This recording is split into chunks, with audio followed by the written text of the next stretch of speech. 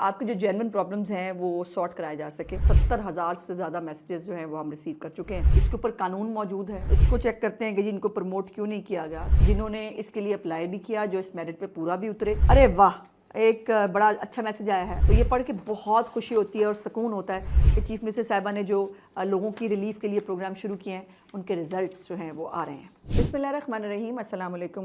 Government of Punjab के official YouTube channel के साथ मैं आपकी खिदमत में हाज़िर हूँ और आज आपको पता है स्पेशल डे है, आज संडे है और संडे को हमने आपके सवालात के जवाबात देने होते हैं। लेकिन जवाबात देने से पहले एक दफ़ा फिर मेरी गुजारिश ये है कि बहुत इर्रेलेवेंट मैसेजेस, बार बार एक ही मैसेज मुख्तलिफ़ नंबरों से और इससे चोक हो जाता है। यानी जो हम करना चाहते हैं, जो हमारा मकसद है इस सेशन को शुरू करने का, कि आपके जो जेन्युइन प्रॉब्लम्स हैं वो सॉर्ट कराए जा सके, उसमें फिर ये चीज़ें हर्डल आती हैं। तो बराए मेहरबानी मेरी आपसे गुजारिश होगी कि इसको प्लीज़ समझने की कोशिश करें। जल्दी जल्दी शुरू करते हैं बिकॉज़ ये बहुत बड़ा पलंदा है मेरे पास और इस वक्त गालिबन हमारे पास जो मैसेजेस हैं 70,000 से ज़्यादा मैसेजेस जो हैं वो हम रिसीव कर चुके हैं और ये बड़ा मुश्किल होता है पूरी मेरी टीम के लिए। वो बेचारे लगे रहते हैं पूरा हफ़्ता इन तमाम मैसेजेस के लिए। अच्छा, इसमें पहला सवाल जो है वो नाम किसी ने नहीं लिखा और लेबर डिपार्टमेंट से मुतालिक है। वो कह रहे हैं कि जी जो बच्चे या लोग दुकानों पे काम करते हैं उनको फ़िक्स सैलरी जो 40,000 है वो क्यों नहीं मिल रही। इसके ऊपर कानून मौजूद है और बाकायदा चीफ मिनिस्टर साहिबा ने लेबर डिपार्टमेंट की ये जिम्मेदारी लगाई हुई है कि इसको मेक श्योर किया जाए और इसके ऊपर बहुत कोशिशें कर रहे हैं। लेकिन अगर आप कोई, फिर वही बात है ना कि आपने एक वेग सा, एक जनरलाइज्ड आपने लिख के भेज दिया, आप स्पेसिफिकली कोई जगह, कोई चीज़ अगर पॉइंट आउट करते तो वहाँ पर हम टीमें भिजवा कर उसको चेक कराते और देखते। ये वैसे मैं ये नहीं कह रही कि ये हर जगह पर इम्प्लीमेंट हो रहा है, लेकिन कम से कम मुझे गाइड तो करें, मुझे पॉइंट आउट तो करें कि फ़लानी जगह पे ये प्रॉब्लम है। अब एक जनरलाइज्ड आपने वो लिख दिया है। अब इस जनरलाइज पे जनरलाइज्ड बात हो सकती है कि मैं लेबर डिपार्टमेंट को हम ये भेज रहे हैं कि इसको मेक श्योर कराएं, बट अगर आपने फ़ौरी तौर पर हल चाहते होते तो आप इसमें मुझे बता देते। अच्छा, उसी पे जो है वो एक सवाल उन्होंने ये किया है कि जी वो नायब कासद जो हैं उनको प्रमोशन नहीं मिली और हमें इस हक़ से महरूम रखा जा रहा है। तो इसको चेक करते हैं कि जी इनको प्रमोट क्यों नहीं किया गया। कोई ना कोई, आपको पता है कमेटी होती है, सरकारी प्रमोशंस का एक पूरा तरीक़ाकार है। उनकी कमेटीज़ बनती हैं, महकमों से रिपोर्टें आती हैं, फिर वो अप्रूव होती हैं।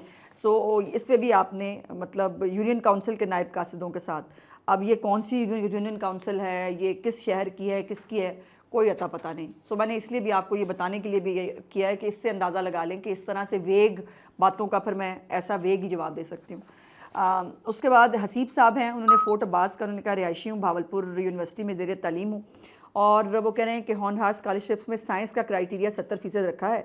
हम चूँकि बैकग्राउंड एरिया से हैं, हमारी तालीम का मेयार ऐसा नहीं रहा तो हम थोड़ा पीछे रह गए हैं, इसको कम कर दिया जाए। तो हसीब, मैंने चेक कराया है, जो आपके अपने फ़ोर्ट अब्बास में बहुत बहुत ब्रिलियंट बच्चे भी मौजूद हैं जिन्होंने इसके लिए अप्लाई भी किया, जो इस मेरिट पे पूरा भी उतरे और उन्होंने जो है ये स्कॉलरशिप हासिल भी किया। तो ये कहना कि मेरिट कम कर दें, हमने अपने आप को, अपनी तालीम को बेहतर नहीं करना, बेटे ये गलत बात है, ये गलत अप्रोच है।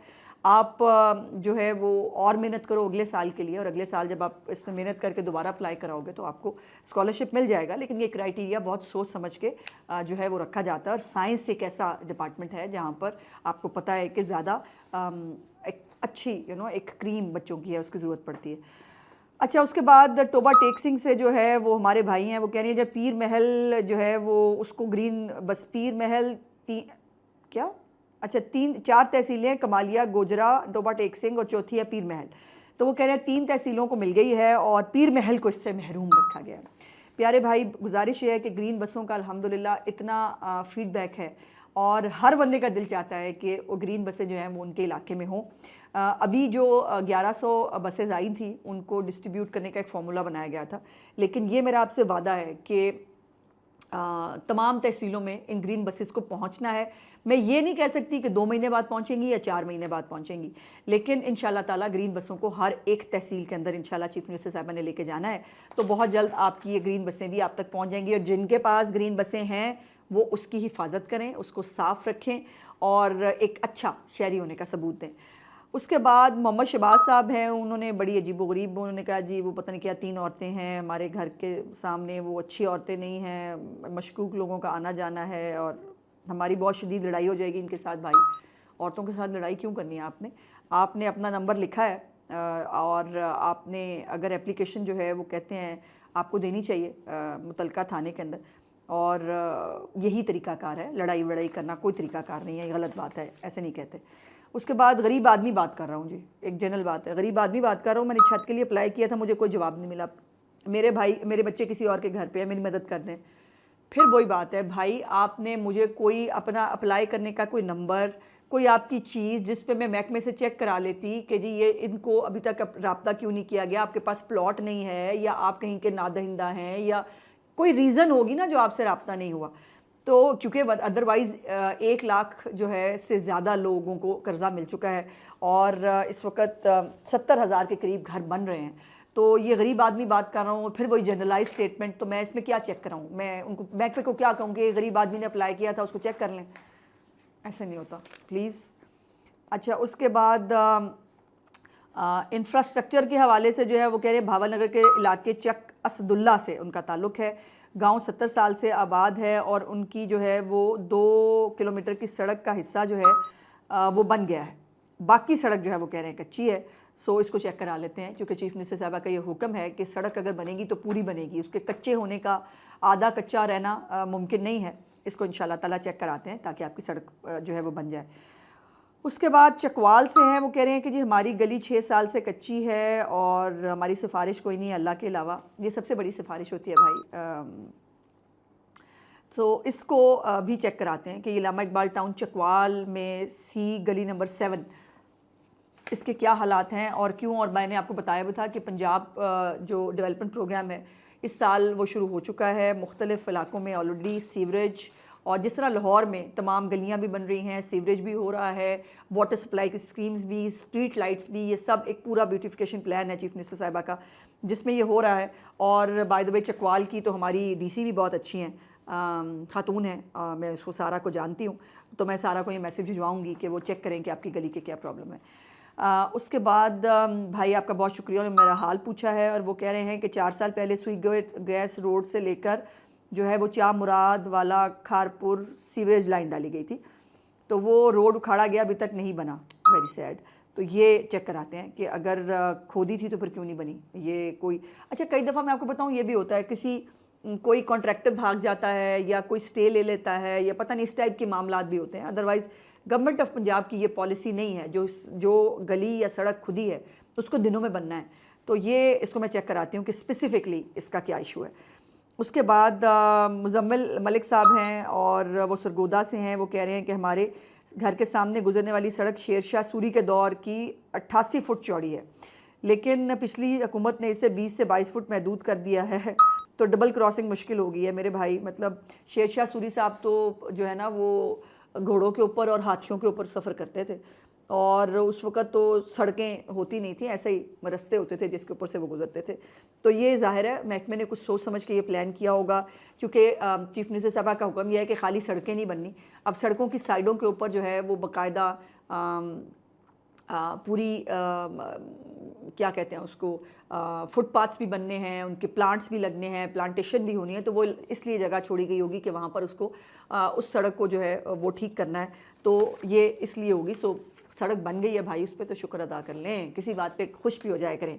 उसके बाद ननकाना साहब के जो भाई हैं वो चक गरमोला से हैं, वो कह रहे हैं कि हमारा जो है 5 किलोमीटर सड़क का टुकड़ा टूटा हुआ है। इंशाल्लाह इस साल तमाम जो सड़कें टूटी हुई हैं वो बनने जा रही हैं। और बाय द वे सड़कें बनी हो तब प्रॉब्लम है, ना बनी हो तब प्रॉब्लम है। मैंने बहुत सारे जय्यत सहाफ़ी सुने अभी आजकल, मैं अभी उनको पॉइंट आउट भी करूँ, उनका जवाब भी देना मैंने ट्विटर के ऊपर। वो कह रहे हैं कि जी सड़कें क्यों बना रहे हैं। अब आप उनको समझाएं, वो खुद वैसे मेरे ख्याल शायद खच्चर पर सफ़र करती होंगी या खलाई को उन्होंने ले लिया होगा, कोई अपना खलाई मशीन से वो यूं करके सफ़र करती होंगी, उनको सड़कों की ज़रूरत नहीं है। तो ये अजीबोगरीब बात है। अच्छा जी, और इसके बाद और भी बहुत कुछ था। मैंने कोशिश करती हूँ कि जो एक तो 2-3 मैंने आपको चीज़ें बताई हैं कि जिनके ऊपर मैं स्पेसिफिकली आप बताऊं कि आप ये जो जनरलाइज चीज़ें भेजते हैं इसका कोई फ़ायदा नहीं, मैं किसी से पूछ नहीं सकती, इसको आगे नहीं भेज सकती। और जिन लोगों ने इसको जनरलाइज नहीं भेजा वो किया है, वो हाँ ये रह गया।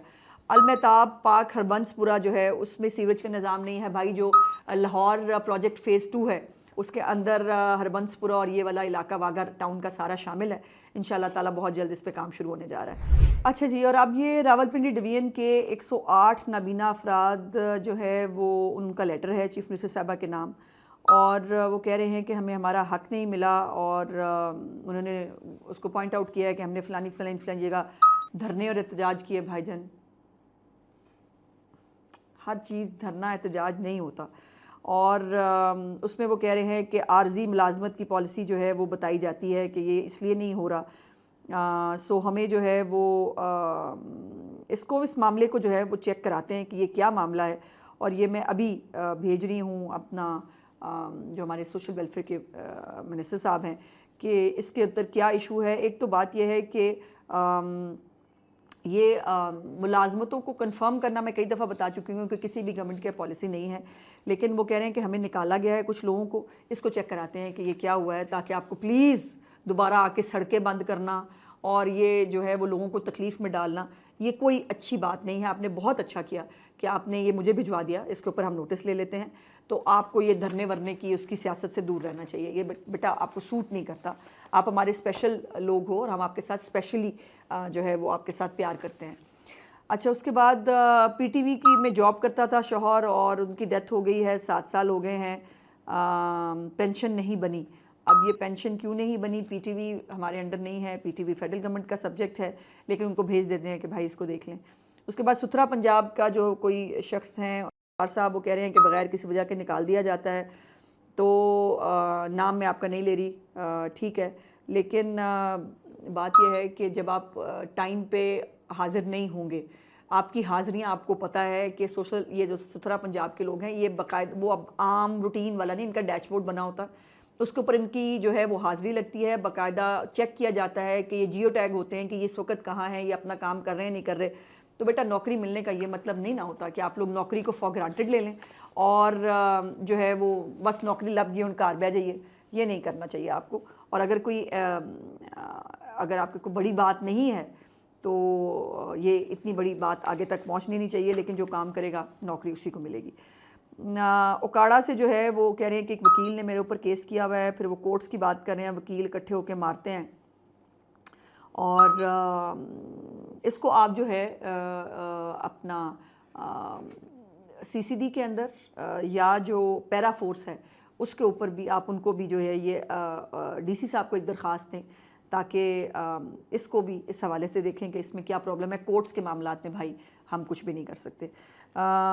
उसके बाद वो कह रहे हैं कि जी हर साल 10% किराए बढ़ा दिए जाते हैं।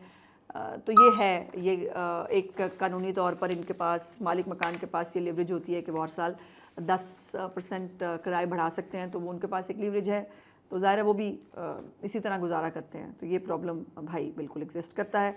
उसके बाद अब्दुल रहीम साहब हैं, वो कह रहे हैं कि दुकान पर कब्ज़ा कर लिया है और जान से मारने की धमकी देता था, तो आपको इसको सीसीडी को ज़रूर वो करना चाहिए, बिकॉज उनका काम है कि वो ये जो नाजायज़ कब्ज़े। और बाय द वे अभी कल एक नया जो ऑर्डिनेंस गवर्नमेंट ऑफ पंजाब ने जो है वो किया है, जिसके अंदर बाकायदा तौर पर रेजोल्यूशन कमेटियाँ भी बनी गई हैं जो ये कब्ज़ों वब्ज़ों के इशू हैं, और 90 दिन के अंदर इन कब्ज़ों के इशू का जो भी प्रॉब्लम है इनका सलूशन होना है। और इसकी पूरी जो आप इनको अभी साथ साथ आपको चला के बता देंगे कि कानून क्या है और इसकी हाइलाइट्स क्या हैं, वो आप को पता होने चाहिए। बल्कि अगर मैं आपको पढ़ के बता दूं तो ज़्यादा बेहतर है, ताकि आपको इसके ऊपर ख्वारी ना हो। तो ये एक नया कानून बनाया है चीफ मिनिस्टर साहिबा ने, ये उन्हीं लोगों के फ़ायदे के लिए जिनकी ज़मीनों पर इसी तरह कब्ज़े होते हैं जो आप लोग लिख रहे हैं। इसमें ये है कि हर कब्ज़ा केस का फ़ैसला जो है डिस्प्यूट रेजोल्यूशन कमेटी के ज़रिए 90 दिन में होगा, और ये अदालतों के जो चक्कर काटते हैं लोग, उनके लिए भी है।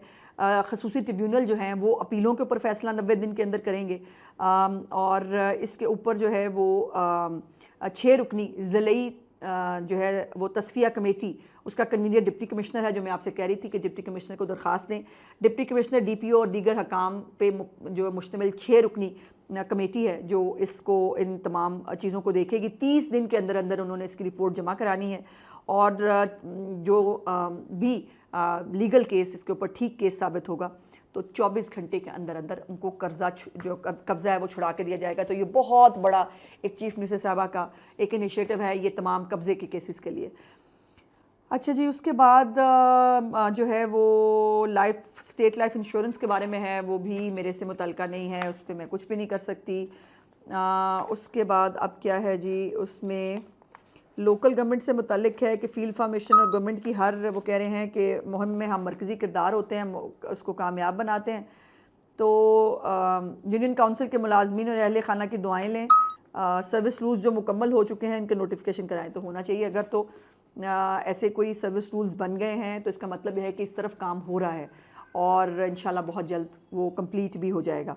उसके बाद फिर वो बाईपास के ऊपर कब्ज़े का जो है वो है, इसको भी डिप्टी कमिश्नर को जो है वो अप्लाई करें। अरे वाह, एक बड़ा अच्छा मैसेज आया है और वो है कि अस्सलाम वालेकुम, आपने हमको मकान दिया, अल्लाह ताला सीएम को सलामत रखे, आमीन सुम्मा आमीन। तो ये वो लोग हैं जिनको अपनी छत अपना घर के ज़रिए जिन्होंने घर बनाए हैं, उनमें से एक का मैसेज है। तो ये पढ़ के बहुत खुशी होती है और सुकून होता है कि चीफ मिनिस्टर साहिबा ने जो लोगों की रिलीफ के लिए प्रोग्राम शुरू किए हैं उनके रिज़ल्ट्स जो हैं वो आ रहे हैं। और घंग रोड जो है शेखुपुरा से जो वो कह रहे हैं कि वहाँ पर नहीं आ रहे हैं सुथरा पंजाब के लोग टाइमली कूड़ा उठाने के लिए।